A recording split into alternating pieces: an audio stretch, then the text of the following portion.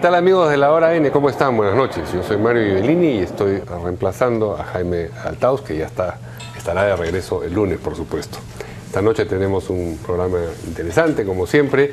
Vamos a conversar primero con el experto en temas electorales, Fernando Tuesta, acerca de esta propuesta que está flotando en el ambiente, pero todavía no se ha concretado a través de un proyecto que se sepa en el Congreso, de la bicameralidad.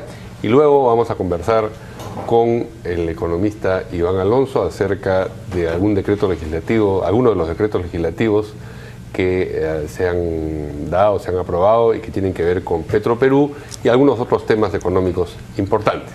Pero bueno, como les decía, vamos a empezar el programa en esta conversación con Fernando Tuesta. ¿Qué tal, Fernando? ¿Cómo estás? ¿Qué tal, Mario? Gracias por la invitación. Gracias por acudir a ella, más bien. El Senado, tú has escrito, he estado revisando a lo largo de estos años varias veces acerca del tema y bueno, la circunstancia de que esta vez el propio fujimorismo o una porción del fujimorismo haya dicho que bueno, que podría contemplarlo. La señora Salgado, presidenta del Congreso, ha dicho que vería con simpatía un pequeño Senado. Por supuesto, Marta Chávez ha dicho que no. En fin, hay una discusión, pero pone el tema sobre el tapete porque finalmente ellos tienen 72 votos. Ha pasado tanto tiempo desde que desapareció el Senado en el Perú en 1990 que la gente... 92, en realidad. 92, cierto. La última vez que se eligió fue en el 90, el 92 fue el 5 de abril. A lo mejor no sabe muy bien para qué funciona una segunda cámara. Dice, ¿por qué 2 cámaras? ¿Por qué no 3 por último? ¿No? Quizás deberíamos empezar con una explicación de cuál es la idea del bicameralismo en los sistemas democráticos en general. El Parlamento efectivamente tiene diseños. Uno es aquel que tiene una sola cámara y otro que tiene 2 cámaras. Desde la tradición democrática, y más o menos eso es lo que hay en los distintos países donde existe bicameralismo, y en el Perú desde la fundación de la República hasta 1992, era que la Cámara joven, porque en realidad el requisito era 25 años, menor de edad, la de diputado, decía el apasionado, el político, que no solamente está en la función de dar leyes, sino el control político del Ejecutivo, tenía una segunda Cámara que en realidad cambia las funciones de país en país, pero en general, sí, grosso modo, es una Cámara revisora. ¿Qué quiere decir? Aquello que se aprueba en diputados pasa a senadores, se revisa. ¿Y quiénes lo revisan? Justamente aquellos parlamentarios que en su condición de senadores generalmente tienen más experiencia. Por eso es que generalmente el requisito es 10 años más. 36 años, 35, ¿no? 35 es como el presidente de la República, así es lo que existía antes, por lo menos. Exactamente. Entonces tú hacías carrera política en el partido, llegabas de diputado, muchas veces terminabas como senador. Entonces era la Cámara, se decía, reflexiva, ¿no? Sí. Pero además tenía la función de elegir a las altas autoridades del Estado. Por ejemplo, en este caso sería el Tribunal Constitucional, todo esto que se ha elegido. Hasta los embajadores en una época. Incluso a los altos mandos de las Fuerzas Armadas. ¿No? Eso era exclusivo del Senado. Eso era exclusivo del Senado. Sí. Pero además, por ejemplo, las acusaciones constitucionales, Cámara de Diputados denunciaba ante el Senado. Y el Senado era quien evidentemente resolvía. Ahora, hay diseños en donde es lo que se llama simétricos, que es lo que tuvimos hasta en el 79. Ambas cámaras podían ingresar proyecto de ley y la otra revisaba. O sea, por eso es simétrico, porque cumplían casi la misma función. Pero en la mayoría de los lugares, países, en realidad es esto lo que genera la ley, la Cámara baja y la revisa la segunda. Y si no la aprueba la Cámara Alta, no se queda ahí. Puede haber insistencia, digamos. Revisa muchas veces. Ahora, tú sabes que esto de las reglas pueden ser a veces hasta creación heroica, ¿no? Por supuesto. Ahora, algunos dicen, con esta calidad, dirían algunos escépticos, sería aumentar el número, pero lo que debe conocerse es lo siguiente. Muchas leyes en el Perú que se promulgan en el Congreso son también revisadas por el Ejecutivo porque tienen un conjunto de errores. Y eso lo sabe la gente que ha estado justamente en el Ejecutivo, ¿no? En segundo lugar, y ahí viene por qué en algunos países hay unicameralismo. Históricamente surge más o menos al mismo tiempo las dos. Surge en realidad en Inglaterra. La Cámara, digamos, aquella que salía elegido del pueblo, era la Cámara justamente de los comunes, y la Cámara de los Lores era la aristocracia, ¿no? La aristocracia. Ese es el origen en pero que tiene funciones mucho más limitadas. Mucho más limitadas. Pero, por ejemplo, en el diseño norteamericano, y ahí es importante porque suele ser también un diseño importante y que se ha visto reflejado en otros países, es este segundo elemento de la representación, porque hemos hablado de las funciones. ¿Cómo se lo elige? ¿Cómo se los elige? Exactamente. La Cámara de Diputados está conformada en general por representantes en relación a la población. Por ejemplo, cada 100.000 electores, un diputado. O cada X, ¿no? 100.000, 120.000, en fin. No había pues un número exacto, pero a partir de un número. Y entonces así llenaba la Cámara de Diputados. Crecía el país, crecía la Cámara de Diputados. Claro. Pero la Cámara de Senadores pasó a ser también aquella instancia de representación de las unidades subnacionales, para decirlo en términos generales. Por ejemplo, en Estados Unidos, tú eliges 2 senadores por estado. Con presidencia de la cantidad de habitantes que tenga. Así es. Entonces, California, que es el estado más grande en términos incluso de población, densamente era 2, y Hawái también 2. En Argentina son 3 por provincia, en Bolivia eran 3, ahora es 4 por departamento. Y cada provincia vota por su senador, no hay distrito electoral. No, a eso también quiero llegar. Entonces, ¿qué pasaba? Esa reunión de representación tenía que ver entonces con la división política administrativa del Estado, ¿no? Claro que es distinto el Estado unitario, el Estado federal como Estados Unidos, Brasil, México, Argentina. Pero así ha funcionado también en el Perú. Entonces, tú tenías la representación de intereses en relación a esa unidad político-administrativa. Entonces, si eso lo trasladamos al Perú, imaginemos que sean pues 2. ¿Había cuántos senadores por departamento en la última formulación? Lo que pasa es que en la última formulación del 79 hubo un tema, que la Constitución señalaba que iba a haber un proceso de regionalización y por lo tanto la creación de regiones. Y entonces los senadores iban a representar las regiones.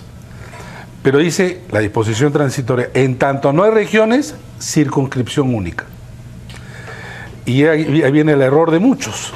Entonces, decir, está bien el Senado, pero el Senado debe estar, digamos, los políticos, líderes nacionales, ¿no? Porque los eligen en todo el país. En todo el país, y por lo tanto son los visionarios casi, ¿no? Yo creo que es un error. Salvo Colombia, no existe Senado de circunscripción única. Y nuevamente toman cómo fue elegido, pero no se dan cuenta que esto era una disposición transitoria de un diseño distinto.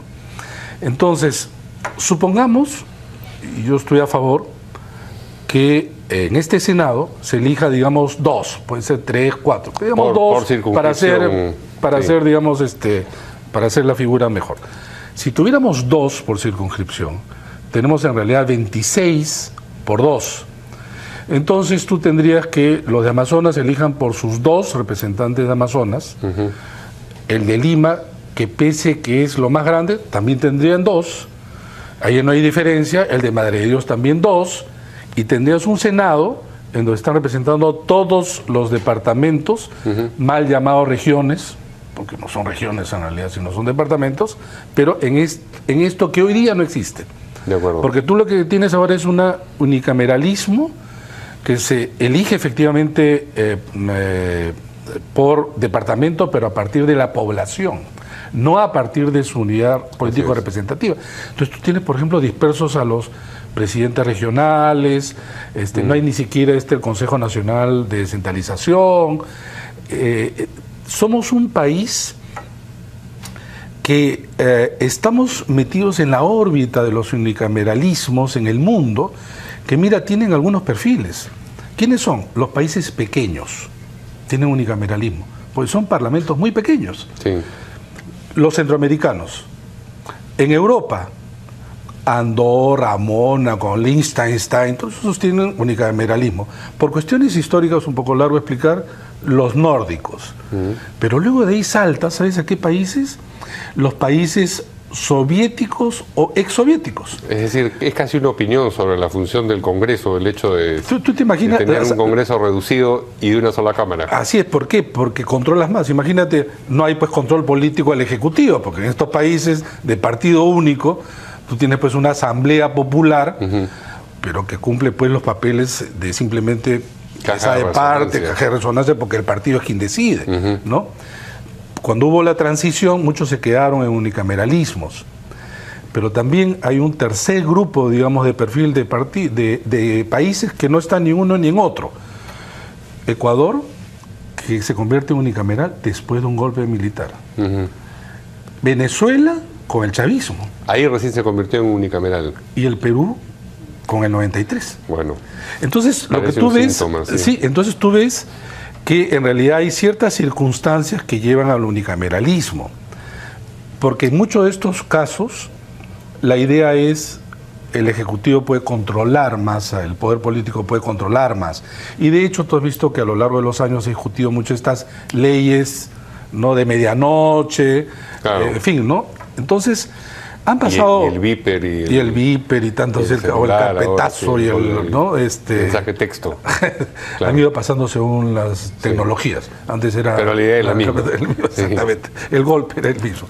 Entonces, yo creo que a estas alturas debemos, y me parece bien la propuesta o idea, por lo menos de abrir el debate. Porque han habido efectivamente dos posiciones, quienes querían el bicameralismo y quienes se resistían a ellos, más por una cuestión de lealtad, digamos, a los orígenes de la Constitución de 93. Y entonces casi no hay que discutir, porque es algo así como era traicionar, claro, obviamente, esto que... Lo que ocurrió en el tiempo sagrado, lo que ocurrió en... Han pasado pues 23, sí, ¿cuánto? 23 años, ¿no? Sí. Y yo creo que hacen bien entonces sectores del fujimorismo de por lo menos abrir el debate o que se permita el debate, ¿no? Eso obligaría, además, ya no solamente el Senado, sino comenzar a repensar lo que sería la Cámara Baja, sí. Entonces, por ejemplo, yo me oponía, y acá no está mi amigo Jaime Althaus, abanderado, así, portaestandarte de las circunscripciones uninominales, ¿no? Y una de las cosas que yo le criticaba era que no hay país con circunscripciones uninominales que sea a su vez unicameral. Porque lo que haces es... Fragmenta absolutamente. Claro. Pero si tú tienes ya un Senado con representación de estas unidades, sí, ya puedes pensar, por lo menos, si no todo, por lo menos parte de circunscripciones uninominales. Uninominales quiere decir que a un representante le corresponde una circunscripción o a una circunscripción le corresponde un representante. Lo que haces es lo siguiente. Por ejemplo, tú dices, somos 23 millones de electores, hay 130 escaños, divides entre dos, te sale como, ponte, 160.000. Entonces, cada 160.000 eliges un elige uno. Entonces, de repente se junta Barranco, Miraflores y San Isidro y tiene un congresista. Ya no hay, no sé cuántos tiene Lima. 36. 36 por Lima. Uno sabe quién es su representante y tiene la ventaja de que lo chequea de una manera mucho más... Y ahí sí se convierte en muy interesante y hasta necesaria. ¿Por qué? En tu ejemplo, hoy día los limeños no saben que tienen 36. Es más, no pueden exigir a los de Lima porque ni siquiera los conocen. En cambio, los de Tacna, que tienen 2, saben exactamente quiénes son sus representantes. Sí. Cuando 36 representan a 7 millones de electores, sí, a muchos, esto se diluye. Claro. Pero además, esos 36, ¿tú has escuchado alguna vez hablar a los congresistas de Lima en nombre, yo hablo en nombre de mis electores limeños? Jamás. Porque los de Lima se creen que son los nacionales. Sí. Además son los que van a discutir pues Odebrecht, ¿no? Lavallato y la corrupción y los grandes temas, sí, ¿no? Que no está mal, pero Lima se queda de manera práctica sin representante. En cambio, si, así como tú has señalado, se juntan distritos, sí, alrededor de ese número, entonces tú ya sabes, este es mi representante. Entonces yo le puedo exigir, yo lo puedo controlar. Lo fiscalizo, claro. Lo fiscalizo, le demando, ¿no? Entonces, discúlpame un excurso, pero que tiene que ver con esto. Entiendo que en Francia esto llega a ser, digamos, tan fina el diseño que hay hasta segunda vuelta para los diputados, ya, lo que pasa si es que no obtienen determinada votación. Lo que pasa es que en Francia la Asamblea Nacional, hay Senado, y la Asamblea Nacional, sí, estamos hablando del hay Senado y la Asamblea Nacional Baja, sí. Efectivamente lo eligen también por circunscripciones uninominales. Y hay segunda vuelta. Claro, si tú no pasas, a ver, si nadie gana por la mitad más uno, todos aquellos que pasaron 12.5% van a una segunda vuelta. Ajá. Ahora, a las 2 semanas, no 3 meses. Es que la segunda vuelta es en 2 semanas. Pero además lo interesante de los españoles, franceses, es que van a una elección presidencial. Sí. No gana, la segunda vuelta es a las 2 semanas. Termina y eligen al presidente. Sí. Y luego viene inmediatamente la elección del Parlamento. Entonces, cuando se ha elegido el Parlamento y en 2 vueltas, el elector sabe quién es el presidente. Claro. Entonces orienta, ya se ubica su voto mejor. Y eso también se acota. Ya, pero para la representación de la circunscripción, eso es bueno, digamos, las 2 vueltas y la vigilancia del electorado respecto de su elegido. Eso me gusta, pero ¿sabes cuál es el único problema? Que en Francia, por una serie de circunstancias, tú puedes hacer 2 vueltas en 2 semanas. Sí. Acá es un gran problema. Porque no he terminado de contar los votos de la primera. Imagínate, ¿no? Si además tienes presidencial 2 vueltas, luego tienes 2 vueltas parlamentarias, agotarías al elector yendo 4 veces en 4 meses, y eso ya sería un problema, ¿no? Pero digamos, todas estas cosas son discutibles, ¿no? Lo que sí hay que tener, ¿sabes qué? Diseños que tienen coherencia e integridad entre todas sus partes. Lo que pasa es que muchas veces las reformas o propuestas han dicho, uno dice Senado, pero no dicen cómo, o si no solamente se digan las funciones o el origen. No hay entre las propuestas, los planes de gobierno de los partidos que hayan mencionado el tema. Lo que menos. Lo que tiene que ver con representación es lo que menos. Lo que menos. Sí. Pero tú has hecho un conteo de qué sectores políticos, qué organizaciones políticas están a favor del Senado antes de entrar a delimitar qué tipo de Senado exactamente es el que quieren. Mira, no existe, digamos, claramente que un partido esté a favor o en contra, lo cual es bueno.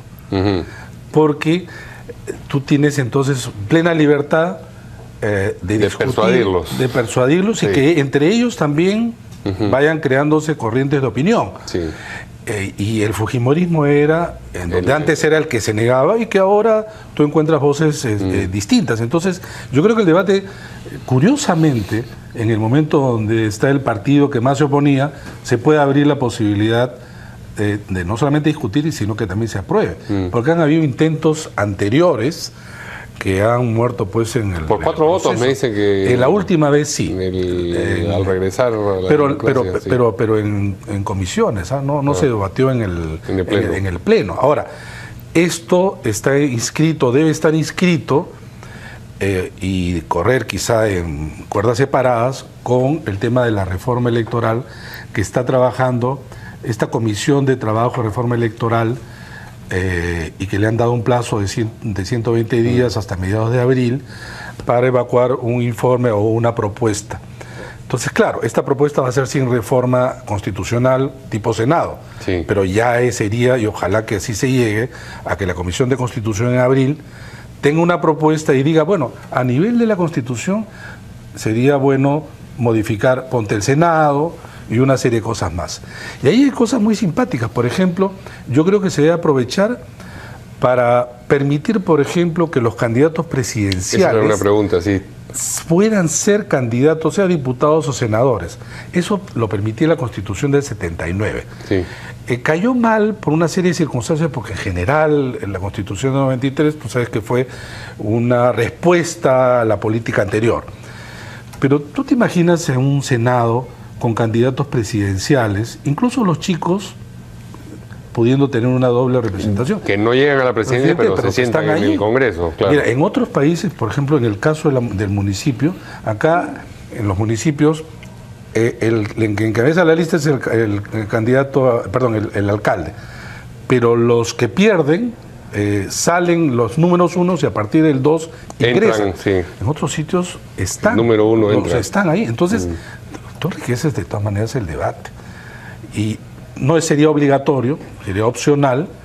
Y hay que acordarse que quien hizo uso de esa facultad prerrogativa Fujimori. Fue Alberto Fujimori. Sí, claro. Fue candidato al Senado y candidato presidencial, ¿no? Yo creo que esa posibilidad se debe abrir, ¿no? En otros países obviamente no está limitada. Y ya que hablamos de candidatos o presidentes y Senado, la idea de que los expresidentes integren de suyo el Senado, mira, como ocurría. Como ocurría antes, ¿no? Ahora, generalmente no iban, sino para votaciones, digamos. No, protocolares, ¿no? Sí. Mira, en otros países hay, pero yo creo que hay tanta discusión de los expresidentes. Creo que este es uno de los países cuyos expresidentes, y varios, sí, están cuestionados, ¿no? Creo que hoy no caería bien. En todo caso, podría ser estos supernumerarios con voz pero sin voto, no sé, ¿no? Pero, y es una pena, porque en realidad en otros países tus expresidentes constituyen, pues, digamos, un cuerpo crítico, experimentado, una voz. Son unos hipersenadores. Bueno, que alguna vez hace, sin haber sido presidente, Luis Bedoya Reyes, por ejemplo, ¿no? Claro. O en su momento el mismo, estás metido pues en el día a día, ¿no? Y en Estados Unidos se ha visto que los expresidentes no se meten, pero en determinados momentos aparecen acompañando en medidas que son pues de carácter consensual, nacional, ¿no? Bueno, en Chile han hecho eso. Y en Chile, efectivamente, sí, ¿no? Estamos hablando de países con una mayor institucionalidad, ¿no? Una duda que me quedó cuando hablábamos de las funciones de cada cámara.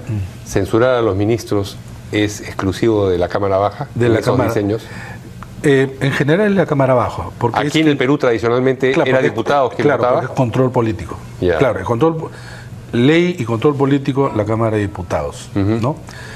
La parte de las leyes sí era también senadores, pero censura es Cámara de Diputados, ciertamente. Ahora, ese es otro tema, sí, Mario, porque en realidad Perú es el único país en América Latina, no digo del mundo, porque no conozco todos los países, pero podría ser, en que tenemos mecanismos parlamentarios en presidencialismos, tipo censura, por ejemplo, sí, tipo disolución del Parlamento. Cosas que si es que tú lo llevas a su uso, no sé si es que nuestro edificio institucional lo soporta. Los cimientos estén bien, ¿no? Entonces, bien la figura del primer ministro, muchas cosas que están en el parlamentarismo, pero que tienen una lógica en sistemas parlamentarios. Pero cuando tú lo trasladas, finalmente el primer ministro no es igual al primer ministro, pues, ni francés, ni inglés, ni el español. Aunque no se llama primer ministro en España, jefe de gobierno español, o presidente o el canciller en Alemania, ¿no? Sí. Acá no. Entonces, cosas curiosas como, por ejemplo, el primer ministro tiene que ir a presentarse al Congreso para presentar el plan. ¿Qué plan? Si el plan es de 5 años, supuestamente el presidente. Claro. ¿No? Claro, es el plan de él. No, el plan de él no hay, o sea, no debe haber. Claro, cosas como esas, ¿no? Diverger del plan de gobierno del claro, dicen, no, pero nuestro plan, al final tú sabes que se discute de todo, ¿no? Entonces hay cosas que lamentablemente no se discuten, pero creo que la reforma debe llevar, y sobre todo en este primer año. Pasa el primer año, las reformas institucionales ya no. Bueno, pues ya corrió la mitad del primer año casi, ¿no? Sí, pues, pero bueno. ¿Cómo ves políticamente... ¿Qué tan verosímil es que políticamente se saque adelante la idea de la segunda cámara, la Cámara Alta? Porque es impopular, sí, porque claro, la gente dice, ¿qué le vamos a seguir pagando a estos señores? Otra vez decía, un centro de salud puede estar integrado por médicos entre malos, mediocres, etcétera, sí, pero lo que menos se te puede ocurrir es decir que lo desaparezcan, ¿no? O que lo reduzcan a menos para ahorrar. Es un poco lo que hay que decirle además a la gente lo siguiente: tú puedes hacer un buen diseño, que es como para hacer un buen edificio con todos los mecanismos. La gente lo pone el elector. tienes que hacerte responsable. O sea, cuando, por ejemplo, hubo comentarios sobre este artículo mío, ¿cómo se puede impedir que entren? Tu voto es lo que lo impide. Y tu voto es el que lo ha permitido que ahora estos 130 sean los representantes, y antes también. A veces en broma se dice, o sea, esto no lo votaron los chilenos en venganza, ¿no? Eso lo hemos elegido nosotros. Entonces la gente tiene que asumir que tiene responsabilidad, porque acá nosotros elegimos, el día siguiente te estás quejando, ¿no? Entonces el edificio te lo entregamos, que es el diseño, bien, con todos, digamos, los elementos, puede ser perfecto. Pero si tú lo llenas de tú gente... eliges quiénes van a ser los vecinos del edificio. Y quiénes lo componen, y cómo lo usan, y qué manera lo controlas y le exiges, eso ya no depende. Por eso, entonces, regreso a la pregunta original. ¿Qué tan verosímil o inverosímil ves que esto salga adelante, si es que además tenemos 7 meses políticamente, en los que políticamente aquello sería factible? A estas alturas de la vida, después de haber 3 décadas viendo políticos, no voy a decir... uno debe ser tremendamente escéptico, ¿no? Pero te digo que existe una luz de esperanza que esto se pueda hacer. Eso y para eso de la galaxia, una nueva esperanza. Una nueva esperanza. Sí. Pero para eso también abrir debates como estos, pues, ¿no? No, sí, claro. Y además yo creo que, ¿sabes qué? Hay mucho prejuicio. Y entonces, también en función del Parlamento, de los medios, los académicos, en fin, también de responder a esas inquietudes que son también legítimas de la gente, pero decirles que porque es bueno y responder también de manera sencilla, ¿no? Que creo que es lo importante también. Muy bien, bueno, muchas gracias por gracias esta a ti, conversación, a Fernando Tuesta, experto, como ha hecho ostensible en temas electorales y de representación política.